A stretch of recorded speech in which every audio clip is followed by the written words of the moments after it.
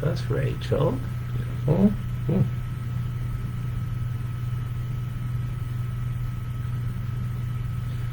All right.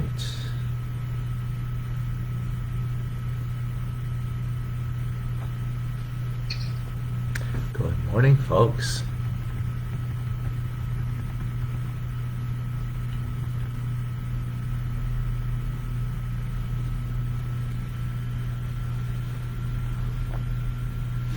Okay.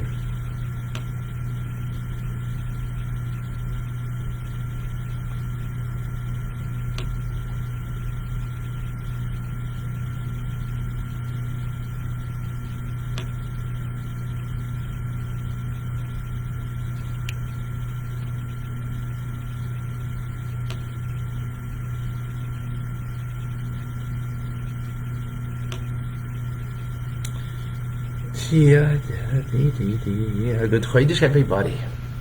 A wonderful Chodesh.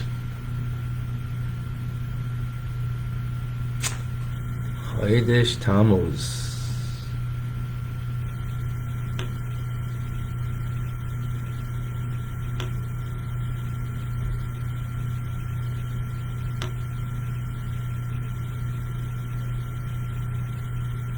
All right. Beautiful.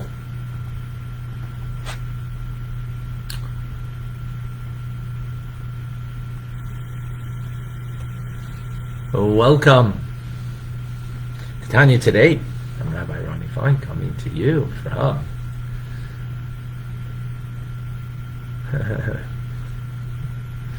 out of town right now. I'll be back in Montreal later this afternoon. We welcome Michael in Germany, and we have Meredith with us. Good morning.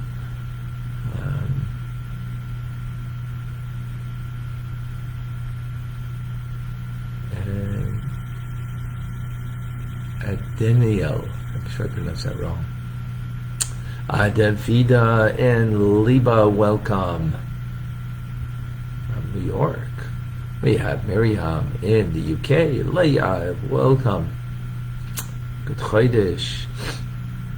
In Florida, Clem is with us all the way from Brisbane, Australia. It's a good night. Asher in Tennessee, welcome. Who else is with us? Tim in Texas. Simcha is with us in Florida. Eugenia is in Calgary. Istaman in Dallas, Texas. Diane on our way to Connecticut. John is in North Carolina. Who else is with us? Enyo in West Nigeria, West Africa. Welcome. Okay, Indonesia. Adam is with us. AG in Indonesia also. Ooh, two Indonesians, one after the other. Look at that. And one is Bogor, Indonesia. Huh? That looks like a first. We have Irma in New Jersey. Welcome to Tanya. Tatiana, sorry. Good morning. Lynn in Long Island, welcome. Darren in the Philippines is here with love. Celeste is in Boulder, Colorado, good morning. Rena in Colorado too, outside of Denver. Sandy in Michigan, welcome. Alicia is in Tennessee. Good morning. Chodesh Tov to Rachel from California. Lyle is with us, and Susan in Scranton.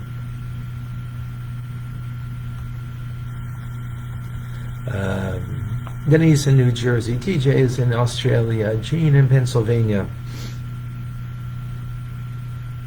We have on Instagram Vilma and Merle, Lizzie, Celeste, Adam, Norm, Hannah, Michael, Marcy, Reza, Emmanuel J, Instagrammers. We have Marilyn and Rachel in South Carolina, McCoy in Peru, Miriam, I think it's in the UK, Marlene in Miami,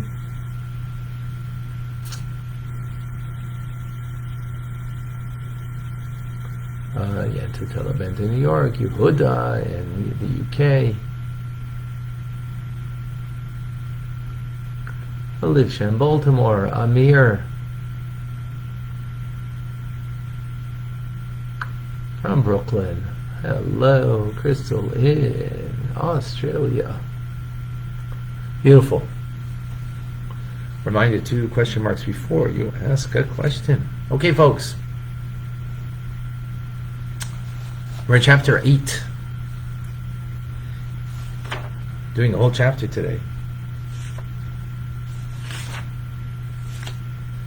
We learned previously something that based on the teachings of the Rambam, that God is the knower, the knowledge, and the known is one. And that's something beyond our capacity to comprehend, because by us it's a compound. My soul is a knower, my brain is the tool of knowledge, and the known is the information that is outside of me and super added to me. Wasn't there before, and now it is. And as we've explained previously, by God we can't say that, because God's not knowing something outside of him. It's not separate from him. His knowledge actually is what brings into being me, you, and everything. Very different than our knowledge. Doesn't bring into being anything, right? Our awareness. Well, we have a metaphor for it, because we do encompass in our minds an awareness, but it's only the image of the thing. So right now I got this amazing thermos, keeps the coffee really hot. Tanya Rabbi thermos. Amazing. Thank you. Gift. And I'm aware of how amazing this is. Before I got this, I wasn't aware of it. Now I'm aware, because it's outside of me. So it's super added to me, the awareness that I have about it. Not so by God. By God, everything is because he's aware. So, I'm sorry, the image that I have of this in my mind, I have to go elsewhere with this also. I create the image when I close my eyes and think about it, or think about anything. So that image is only existing because I'm aware of it. So likewise, by God. But not just the image of something, but us, literally. That's how he becomes aware of us. Well, how does that work now with the rest of the divine attributes? God, how does it work with God's will? How about with Chokhmah? How about with his kindness, his compassion? How do we understand that?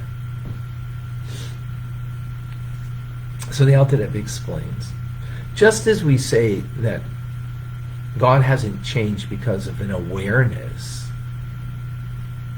of something that's outside of him, because there's nothing outside of him, he is aware of himself and therefore brings into being literally us.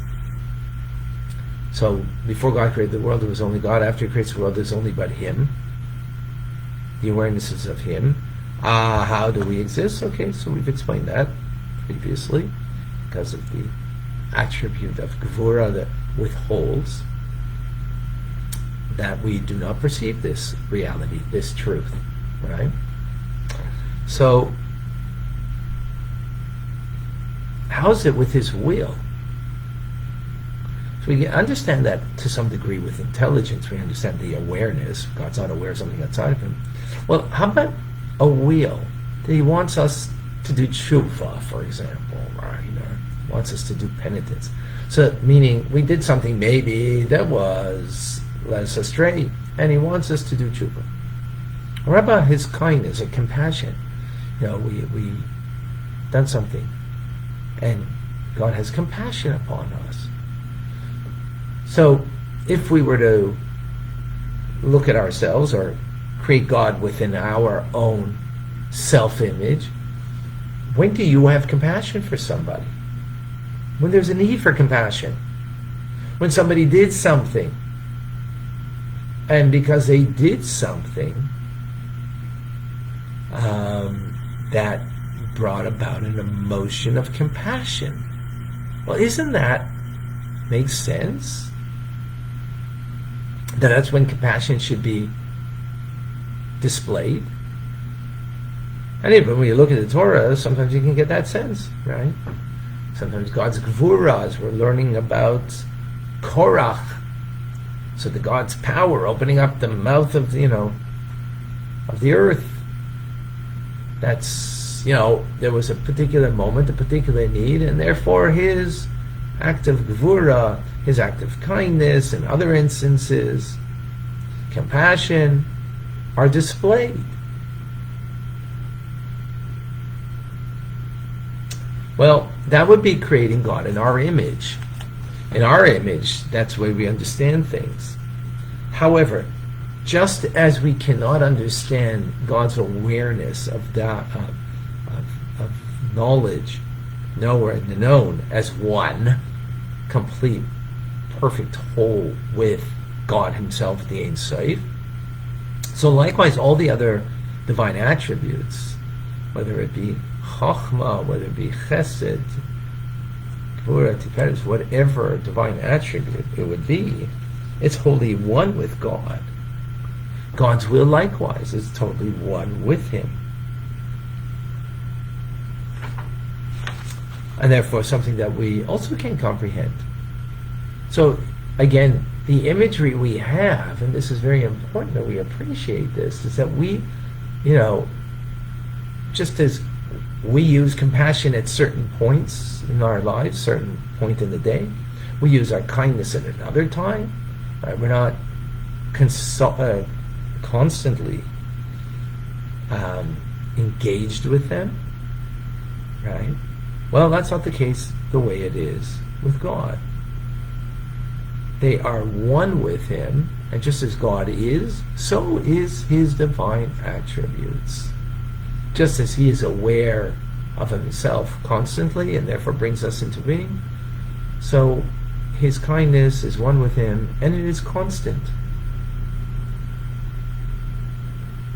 It is not something that is just expressed at a time. Okay. That's why God is called the Holy One, blessed be He, HaKadosh Baruch Hu, because He is beyond. Our Kadosh, holy, means beyond, separated, beyond us. And when we speak about beyond, the first thing that's beyond is Chachma, which is the first attribute. The first attribute is wisdom. Divine wisdom is the first of the quality in a human being. And here we're going to go with the idea again of how we perceive ourselves, and how by God, and today we're just going to get the way it is by us, and the next chapter will be how it's in the divine order. So by us further, how do we understand ourselves, and where we can make the mistake again of creating God in our image, is that the first thing, the greatest thing, is Chachma, the source of intelligence. The source of intelligence. That is the highest level, the beginning of all life force, of all creatures. Right? From Chachma comes into Bina, understanding. Right? From understanding it comes into knowledge, into Das, which Das is the funnel that brings it now into the emotions. Right? The emotional attributes of the rational soul, to love and to have kindness because of your love, or compassion and the like. Where does this all come from? It derives in the chain-like reaction, so to speak, within the human soul of our intelligence. Right? That's why we see a child who doesn't have that much intelligence compared to an adult. Right? that they get angry and are unkind and love trivial things that are unworthy to be loved. They love candy, right? They love food.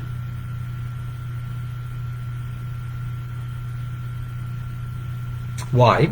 Because they lack the understanding that that love should be for worthy things. So love varies according to one's intellectual understanding. So the emotive attributes of the soul then give forth, from the intelligence to the emotions, gives forth words, letters that are in the thought of the individual. You think that which you have in an emotional feeling towards. The stronger the feeling, the more you'll think about it. The more you love, the more you'll think about it. The more you fear, the more you'll think about it. Right? Which is an idea that we've learned before and that we understand. That we will, that's what we think about. And therefore, of course, what we think about is what we're going to speak more about, right? As a result, we already have the letters of language in our thoughts, which in our emotions, we don't have letters of language. It's brute, raw emotion beyond expression of it. The expression of it comes into our thoughts first, and then we will speak about those things as a result. In speech, the same letters that we have in thought are the same letters in speech, right? And then, of course, we'll come and act upon that which we think and talk about. That'll bring us to action, right?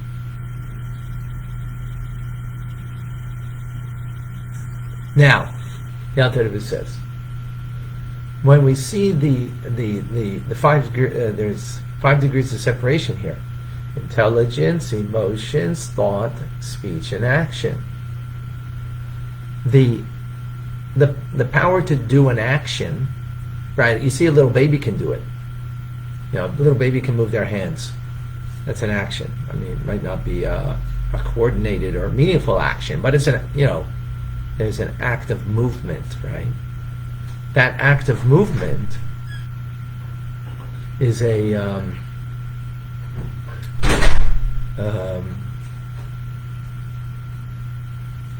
very simple thing that you don't even have to be human. Animals can do that, right? So it takes a lot less of the soul engagement or refinement of the soul to do an action. Much greater than that is speech, and that's why humans are called medaber, communicators, because the complexity of speech is much greater than action. Not the value. Maybe one action can be a lot more valuable than one's speech, but we're not talking about the value of the consequence of an action versus speech. We're talking about the capacity to actually speak versus moving your hand, walking with your foot, right? So a child will learn to walk before they can talk, because it's a much more simple power of the soul to be able to do a movement or to do an action of the body. Speech is much greater. Now, speech, where its source is thoughts. A thought is a lot more refined than even speech, the capacity of thinking, and hence thinking is something that you don't turn off, where speech can be. There's much more power of the soul engaged in one's thought, and much more refinement of the soul engaged in that thought. Now, where does thought come from? It's from your emotions. So your emotions, here beyond language, that is not expressed, right? An expressed emotion is in thought or in speech or in action. But we're talking beyond the source of that emotion is in the raw emotion. You could call it the subconscious emotion, perhaps. There, the power of the soul is even much more formidable and greater. And then ultimately, intelligence, where is the source of all of them. What we have here There's 5 degrees of separation in the human being, right? That intelligence is the most powerful, most refined quality of the soul, and the most removed or the most simplistic power of the soul, capacity of the soul, is in doing an action. Again, not in the value of, we're talking about the consequence of its value, but we're talking about in the power of the soul. So we have 5 degrees of separation. And with that we conclude the entire chapter, chapter 8. So we see a great distance of the degree between the wisdom of the soul, right, and an action that we engage in. What we're going to learn in tomorrow's class, that's in the human condition, and we have to be careful not to create God in our image. We'll see in the divine order of things, it's not that way at all. All right. Do we have any questions?